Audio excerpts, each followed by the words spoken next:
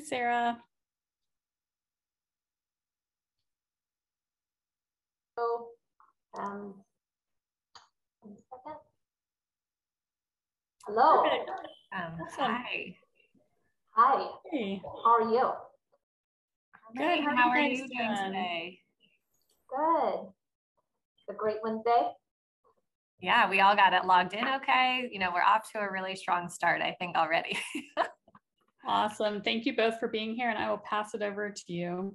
Awesome. Yeah. So to quickly introduce myself, I'm Jenny Holleran, Director of Media Sales with Kroger Precision Marketing, also known as KPM, because, the retail and CPG industry needs more acronyms. So I'll refer to us as KPM, but Kroger Precision Marketing, for those that don't know, is the retail media business of Kroger, designed to make brand advertising more effective by closing the loop between media exposure and store sales. And this is really an exciting time to be thinking of marketing innovation. Kroger is incredibly passionate about inspiring our shoppers through innovation. And who better to talk about innovation with than Frito-Lay and PepsiCo, some of the leaders in this space. So I'm really thrilled to be talking with Sara today about Frito. So Sara, if you want to introduce yourself. Hello, everyone. Sara Fang. I am the Marketing Senior Director for Frito-Lay Innovations, and joined Frito-Lay in PepsiCo in 2016, and I've been in strategy and different marketing roles. And previous to that, I worked in strategy consulting and finance. Awesome. So Sara, tell us a little bit more about your role today then as Senior Director of Frito-Lay Innovations. Yeah, so my team is responsible for building the Frito-Lay innovation strategy, the vision. We build the pipeline for the organization, as well as getting these ideas turned into actual products to be on shelf for our consumers. Yeah, so getting it beyond the whiteboard, right? Outside of the room and actually trying. I will say, I was so excited today. I was doing a little shopping and I came across, I don't know if you can see it, I'll put it in front of my face, the Doritos Cool Ranch flavored Lays. So is that, I was like, there couldn't be a more fitting time to talk with you and discover this product on shelf. Is this the type of innovation work that is coming from your group? Yes, it is. So we launched this. It's we call it the Lay's flavor swap. We also have the funny flavor, and yes. So we are thinking about more building on this platform for future years as well. Love it. Super excited. It's delicious. I need to move the bag so I don't start snacking in the middle of our presentation. And so outside of just Senior Director of Frito-Lay, you're part of a group called The Spark. Tell us a little bit about how that came to life. Yeah, so the Spark. So the organization, has been thinking about how do we drive more growth from innovation, and we asked the question: what's the right structure to support and accelerate this growth? And earlier this year, the Spark team was formed. So we are the Frito-Lay innovation team. And how it works is previously we had innovators with each of the brand teams, and now we centralize all of the innovation resources under one Frito-Lay innovation team. And what this has been able to do is to build this expertise innovation in the front end innovation, engaging with our consumers, as well as on the back end innovation, turning ideas into reality. And the Spark is a very interesting story with it, right? So when we first formed the team, we wanted to say, what do we call ourselves, right? We wanted this identity. So we got together with our cross-functional partners. So we brought insights in, we brought in R&D, our creative agency, and we did this brainstorming session. And we came up with, just brainstormed tons of names. And Spark is a name that just resonated with everyone. We went through a voting process, and there's the Spark, the idea of Spark, the way how we think about it is a catalyst, right? A spark is something that can transform something that could be into something much bigger. And not every spark will become a flame, but every spark will light the path. So our role in the organization is we are here to help to spark joys for consumers. We are here to spark ideas, inventions, new ways of thinking. And, light that fire, the innovative fire for Frito-Lay, and to develop and nurture the products to future-proof our business. I absolutely love that. And I have to imagine that that's something that you carry over through the team, right? Like it's the whole saying of like, no idea is a bad idea. How do you get something out there? It doesn't have to turn into a fire. It doesn't have to be a flame, but how do you continue to develop that spark day in and day out across the group? That's, I love that. I might steal it. We won't rename a group over here, the Spark or anything, but I really, I love that. So what attracted you then to take this role? It's a role where I get to work with all the brands Frito-Lay. So how cool is that? So I get to see the entire portfolio, and also it's a role. It's a role to make an impact, right? To I have our cross-functional partners always say innovation is the lifeblood of the company. So to be in this role, to be helping to continue to think about how we deliver more innovative products for our consumers to provide more joy to them, it's just very high impact role in my mind. Absolutely. Yeah. It's very rare that you find that right position to be able to talk to all the different teams. And how would you say, we've gone through a crazy 20 months, 2 years almost. How has the need for brand innovation really shifted in the last 2 years for Frito-Lay? Yeah, so that's a good question. So we've been, thinking through that, and over the last couple of years, I think there's a lot of change, right? There's a lot of competition. The speed of change is happening so quickly, and for us, I think we need to. And Frito-Lay is it's a big portfolio. So for us, historically, innovation has always been done with a very brand-centric lens. So as a brand, what should I do for my brand? What optimize my brand? Now we have been more thinking from a portfolio view. So each brand in our portfolio plays a role. And based on that role, we will innovate a bit differently. So and then that's because we also it helps with prioritization, it helps with resourcing, it helps to create focus. What are the areas that we need to focus? So from a change in how we innovate, I think that's a big shift, right? To go from this brand-centric to a portfolio-centric view. Yeah. And also, as Frito-Lay as an organization, because we have a significant share, right, of the salty business, we are trying to figure out how do we think more beyond just flavors, right? How do we do more transformative innovations? Yeah. I'm super jealous of the job. So that I'm thinking of like trying all the different flavors, thinking of the different innovation. So definitely going from brand centric to portfolio, that's a massive shift. What about, have you experienced any shifts within your specific group in what we've seen with consumers and shoppers really going to more of an e-commerce focus, and how that may have impacted innovation for Frito-Lay and specifically the Spark? Yeah, consumers now can purchase our product anywhere, anytime, right? So e-com is definitely a huge channel where they're engaging. So from an innovation standpoint, we had a program called Make Your Own Variety Pack on snack.com. Earlier this year, it had great success. So, that's a way we're looking at innovating this new channel. And we're also thinking about how do we use the e-com channel to drive more excitement with upcoming innovations from an activation standpoint. And what about, have there been any major challenges that you've seen presented through that? So those are some great opportunities, but I'm assuming bumps in the road we've all faced.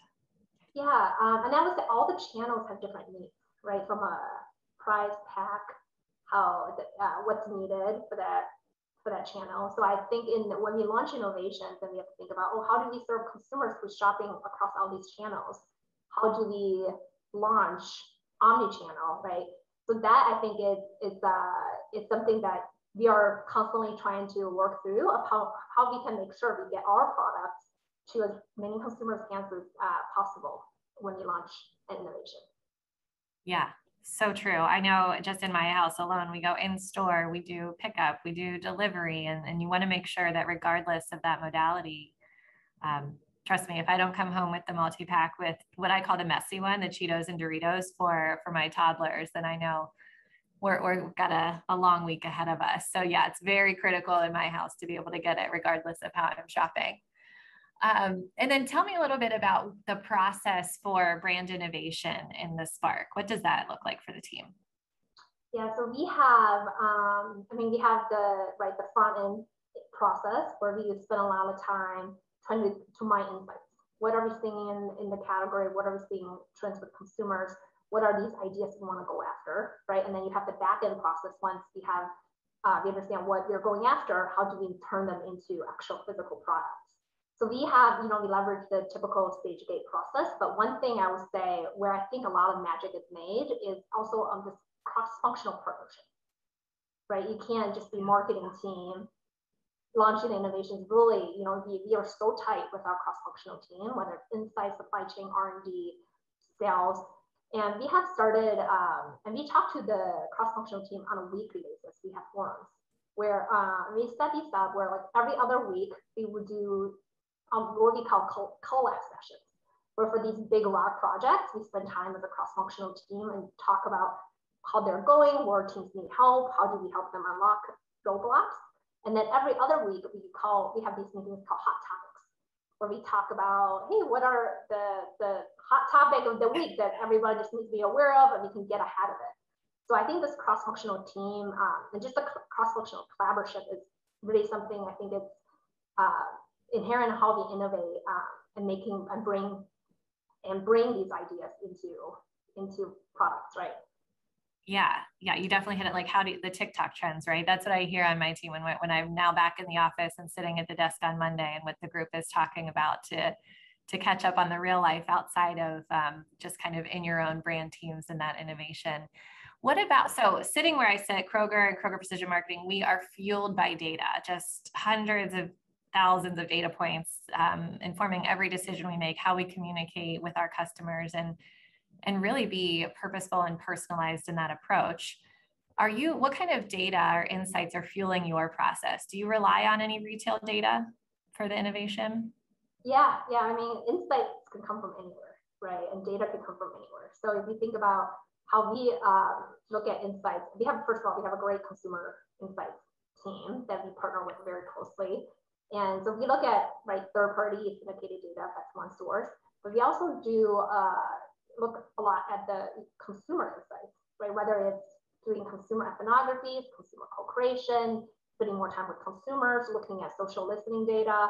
So that's another source where we get insights, and also customers, right? I feel like retailers have been great partners. We have discover sessions with the retailers where we can share, what both sides are seeing from a consumer insight standpoint, category insights, where are there opportunities. So I think those are ways how we get insights to inform innovation. Yeah, absolutely. Sometimes it can be overwhelming, right? When you start to get too deep into it. How have you seen the innovation process and culture evolve since the formation of the Spark? Yeah, so I think I want to talk about it inside our team and then outside our team. Okay. Right? So inside our team, the Spark, within marketing, right? So we are all about building this culture right now. So the team was formed earlier this year. So we are, and for us, it's all about making sure we're getting the best and brightest talent on our team, making sure they're trained up to speed. So when the team was formed, we spent a whole, I think it was on a weekly basis for 3 to 4 months. We had trainings on how do you do innovation? How do you do innovation within Frito-Lay? How do you do Frito-Lay innovation just in general? And we had different speakers come in from different cross-functional teams and to with that process. And then also, as part of within also building the culture within our team, we want to make sure we inspire this transformative work and we build this magnetic experience. So we have been, bring external speakers to come in to also talk to us, or just to spark that thinking, right? So we have brought and also within PepsiCo. So for example, we brought people in from Gatorade to talk about what they're doing, etc., and entrepreneurs. So it's I think that's been really helping. And then additionally, we also do something kind of like a newsletter, innovation newsletter, which we publish every other week that talks about here's the key trends that's happening in the in CPG and also outside of CPG that we think just kind of spark that thinking, that fresh thinking. So that's within our team. We're definitely building this culture. And then outside of our team, we want to involve our cross-functional team as much as possible. So when we have speakers come in, we ask them to join so we can do this together, right? We get inspired together. Also, we do a lot of outside of the team, we do a lot of product tastings, competitive tastings, and with our cross-functional partners. And once COVID, right, is over, and hopefully the pandemic is over, our goal is to make sure we get back to these expos, be able to do the route rides, etc., to make sure we know we can get the forefront of the key trends. Yeah, I mean, you bring up such a great point.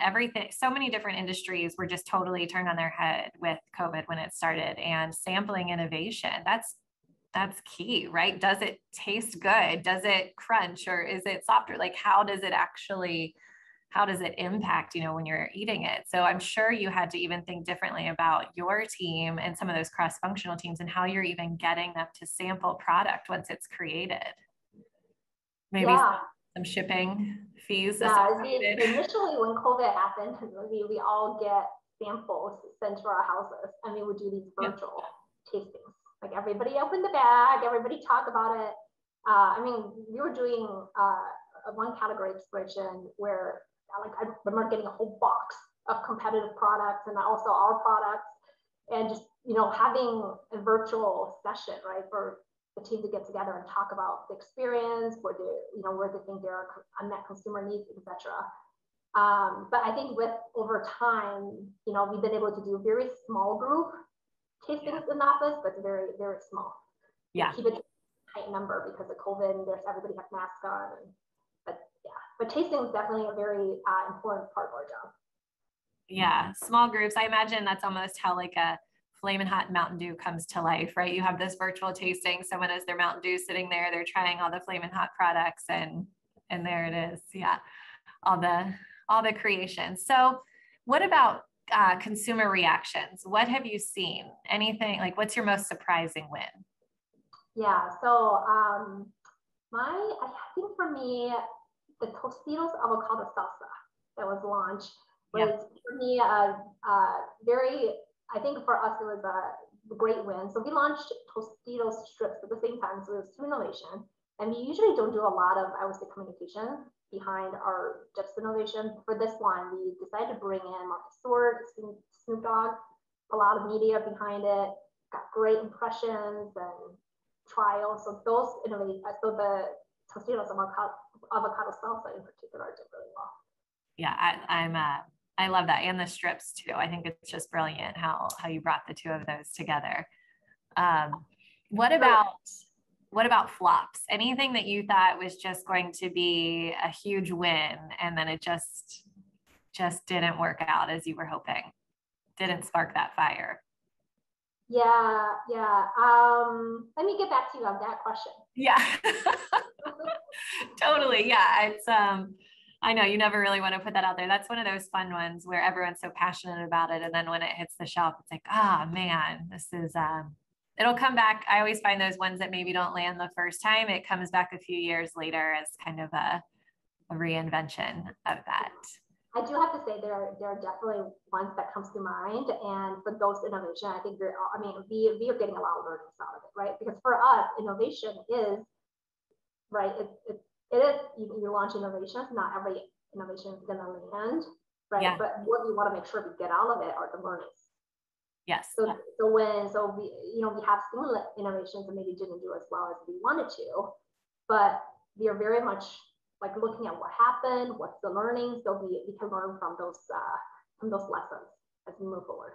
Yeah. How do you keep that culture of exploration alive? Like, there's got to be, I'm sure, a lot more losses than wins, right? It's hard to launch a product. So how do you keep that energy going? So in our organization, there's something called voice your opinion fearlessly. And everybody, and also there's another one that's acting as an owner. And I think for our innovation team, those are, and also our cross-functional partners, those are the two most important things that I would say tenets everybody lives by. So if something doesn't work, or where there's lessons learned, get the team together. We talk about what happened. Everybody should be able to voice their opinions fearlessly, right? And have this frank conversation.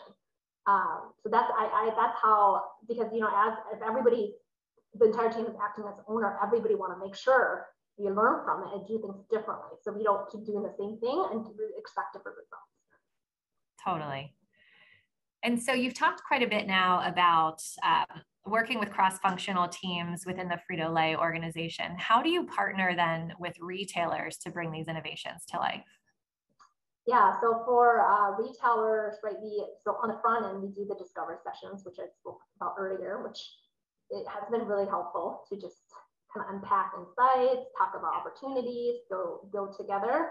And then on the back end, we do, work with a lot with retail partners to bring ideas, make ideas really big. For example, the roulette innovation we launched at Walmart this year, right? It was a huge partnership with that retailer, and it was very successful launch as well. Fantastic. And then what would you say the future of innovation looks like within the snacking category? So if you look at snacking, right, what we see with consumers is that the traditional breakfast, lunch, and dinner are not how consumers are continuing to, it's evolving, right? It's becoming, consumers are eating throughout the day, mini meals, right? It's sometimes up to 8-10 times a day. So we see this blurring between snacks and meals. So I think as the snack category evolves, I think we need to think broader into where this trend can take us. Yeah, I was actually just joking with a friend the other day. I was like, well, it's time for our second lunch, as we've gone through kind of those main meals. So absolutely. I find that even with kids and in school, snacking is such a key focus rather than having those designated times of breakfast and then lunch and dinner. So yeah, how do you have something that's of substance throughout the day? And for the group here, kind of as we wrap up before getting to their Q&A, what's one thing that every consumer product organization could learn from your Spark team? That's a really good question. For me, this year was all about building this team, forming this team, building the culture, and start also delivering results for the company all at once, right? Building it the way we say it's building the plans, these buckets. And I think probably the most important thing is to make sure you recruit the best and brightest. That's our model for the team, right? Yeah. Make sure you have the people that you're bringing on are really passionate about innovation. They get excited. They wake up every morning. They get excited about the work. And I think that's the secret sauce to making magic. Yeah, it is the magic. It's, I love innovation. I'm definitely a purist in the way, like I said, I love the original Cheetos Crunch. I love the red bag Doritos, but every time I catch something new, clearly Doritos Cool Ranch combo with Lay's, I'm definitely adding another bag to the basket. So appreciate all the work that your teams are pulling together to keep consumers like myself very happy. Okay, first question here. How do you stay future focused and where do you look to understand what's 5 years out? So this is where we partner a lot with our insights team, right? Trying to understand, we call it foresight. Like what's happening, let's look out, in the future. I mean, there's studies that we were kind of talking about today with consumer early read for 2030, which, even those 2030 will be here before we know it. So really getting in front of the consumer trends 5 years out, 10 years out, we stay very close to our consumer insights team. Yeah, I'm sure it would have been funny if we had asked you that question in January, February of 2020 and how you're thinking that, and then the quick spin up that happened over the last year or so, and then thinking 5 years. But yeah, 2030, you're right. We'll be here before we know it. It's already almost October, which is still wild to think about. And then I don't see I don't see any other questions in the chat. So Marissa, I'm assuming you just open it up and those attending can send those on through in the Q&A section. Yep, that'd be great. Sara, while we're seeing if people add some questions in there, any innovation that has gone out maybe a limited time that you wish could come back? Well, very good question. So there's the innovation we launched, the Frito-Lay launch back in the 1990s, actually brought back this year. Okay. So Doritos 3D. Yes. It's my favorite innovation. It's back in the 1990s with 3D. Remember 3D movies was really popular. So this product was launched. Then we discontinued it. Then we listened to consumers, and they wanted to bring it back. So this year we brought it back, and it was featured on Super Bowl and the flat nasty red, and yeah, it's doing really well in the marketplace. Something we brought back. Yes, I'm so glad you mentioned that. That one, I love that. Definitely has a little bit of a kick to it, but certainly fun to just step back and kind of have that nostalgia as well. Another question that we received here is, how do you see media partnerships, specifically in TV, evolving in the rest here of 2021 and then 2022? Yeah, so that's a good question. I would say probably that question, I'll save that for my brand partners. So our team works really closely with our brand partners. So as we come up with innovations, we work with them on what kind of activation strategy and the plans. So that would be a question I'll probably better reserve for my brand partners. Yeah, and this may be one for them as well. Have you seen any key differences in how you have to go to market with innovation compared to some of your core products? So when we go to market, so I don't know if it's so can you just maybe unpack that question a little bit? Yeah, so you obviously need to get the word out there more. You know, it's something that people may not know anything about. So how are you driving that awareness with those customers in a different way than you would some like just rolled gold pretzels that they know are their tried and true? Yeah, so we have for innovation, depending on the type of innovation, right? Because we do what we call 52 weeks, and we also do a lot of limited time offerings. Yeah. But depending on the role of the innovation in the portfolio, there's different activation strategies around it.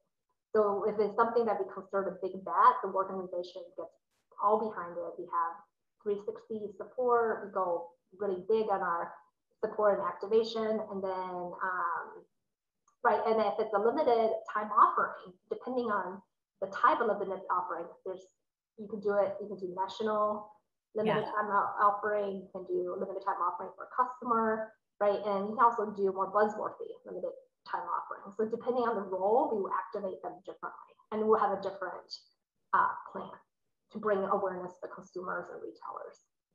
Perfect. Carlos, this question I love so much. So what is the most unique innovation that never came to life? That's a good question. So, I mean, I've been in role for 8 months. So I'm hoping all the innovations that I'm working on will come to life, and we'll see them in markets. Right, absolutely. Okay, well, I think this, one more. Have you seen the culture of your team spread elsewhere in the organization? Driving spark throughout. Yeah, I think this, the talk about spark, like let's think differently. Let's think out the box. I think, and this, just making sure you can act, be fearless in your opinions and acting as owners. We hear that across the organization now. Like when we work with our cross-functional partners, they say that. They're like, hey, and we always say we can voice our opinions fearlessly. So here you go. Yeah. And right. So we see that culture across Frito-Lay of how do we think differently? How do we push our boundaries? And how can we be uncomfortable in certain ways, so we can test and learn as well. Yeah, finding comfort in the unknown. Absolutely. Okay, I see Marissa is back on with us. Anything else, Marissa, that you're seeing on your end? No, this has been really great. Thank you guys. Such this whole day has just been really inspiring. So it's been great to hear what you guys are doing. And when you were talking about snacking, I mean, at 7-Eleven, we're all about snacking. So I was like, yes. Yeah, I love it. I think, for me personally, I was just jotting some notes down. I love the whole concept of bringing joy to consumers and kind of keeping that at the forefront of how you drive that spark, and then really thinking brand centric to portfolio centric. I think that can be transferred to all organizations. We so often get caught up in kind of our own silos. So even here, right, we're like, oh, we're going to launch something specific to TV or something specific online, but how do you take a step back and really drive across everything? So those are some of the key things that stuck out. Really appreciate the time, Sara, and also 7-Eleven. Thank you for having us. Yeah, thank you so much for the opportunity. And yeah, let me share the story. Allow me to share the story of the Frito-Lay innovation team. Thank you so much. Awesome. Thank you both. Bye. We've heard some from a lot of different fantastic food and beverage brands today, but in our next session, we'll be joined by innovators from brands that span a few different industries. So please welcome to our stage, Yvette Davis, the Associate Director of Brand Marketing at Sam's Club,